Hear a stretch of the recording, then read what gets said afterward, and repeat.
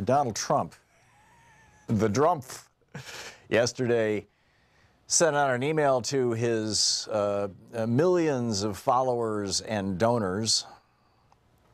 Yes, I'm on the email list. And it said, the headline was, Democrats cave.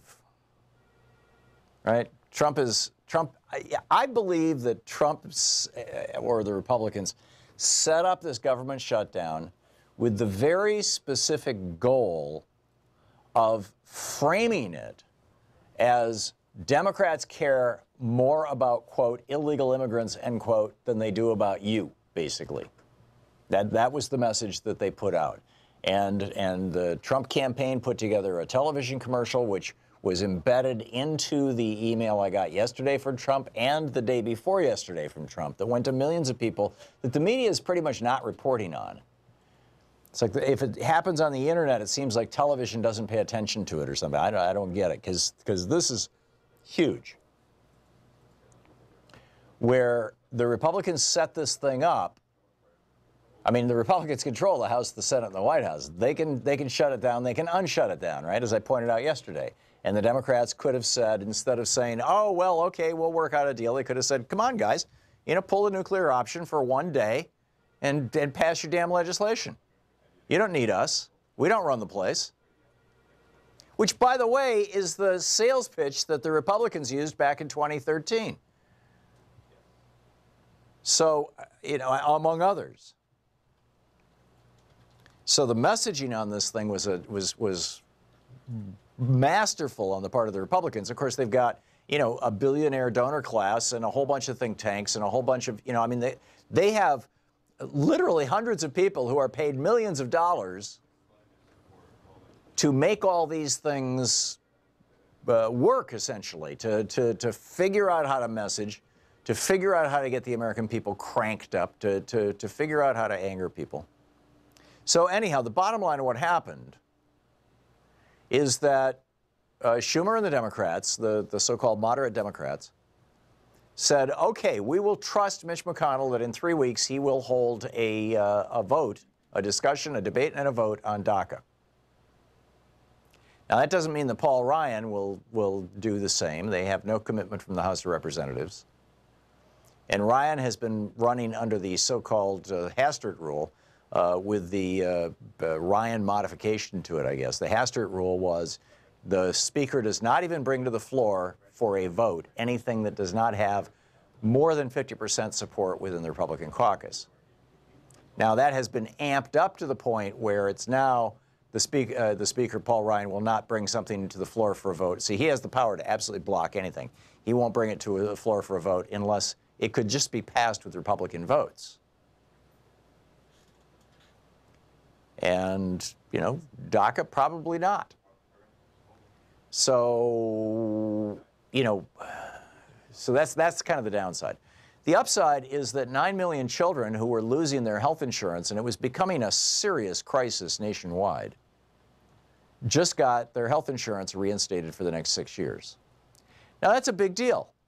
9 million kids, all of them citizens, 9 million kids got their health insurance, and the Democrats get to fight this fight again in 3 weeks. So, if I'm Chuck Schumer, I'm calling that a victory. Or Claire McCaskill or any of the so-called moderate Democrats who worked on this thing. But on the other hand, if you went into battle, as Schumer did, as the Democrats did, saying, we're willing to shut the government down over your unwillingness, Republicans, to do something about the Dreamers, then you have to fight that battle all the way to the end, even when the Republicans start rolling out ads, as they did in district after district against vulnerable Democrat after vulnerable Democrat. And they're not, by the way, they're not going to stop with these damn ads just because you caved in, Democrats. They're running these ads saying, well, so-and-so, Tammy Duckworth prefers illegal aliens to Americans, or some other kind of BS like that. I mean, the Republicans and their billionaire patron class have no problem just flat out lying to you or framing issues in a way that are so deceptive that even average Americans who are just like, only sort of paying attention to the news, completely misunderstand what's going on, which is what the Republicans want. So what do you think? I'm just broadly curious.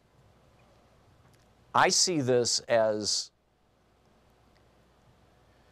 something that, frankly, I think the Democratic Party should have gamed out in a little more detail. They should have known what the Republican attack was going to be, and they should have neutralized that attack before it even started. They should have said something like, this has nothing to do with immigration, this has to do with children. This is just our extension of our concern for all life. This is I mean, there's a number of ways to frame this thing, making it about kids rather than making it about immigrants, that I think would work, and in fact are the reason principally why over 90% of Americans are in support of DACA. Although the Republicans now have 3 weeks to start tearing that support apart.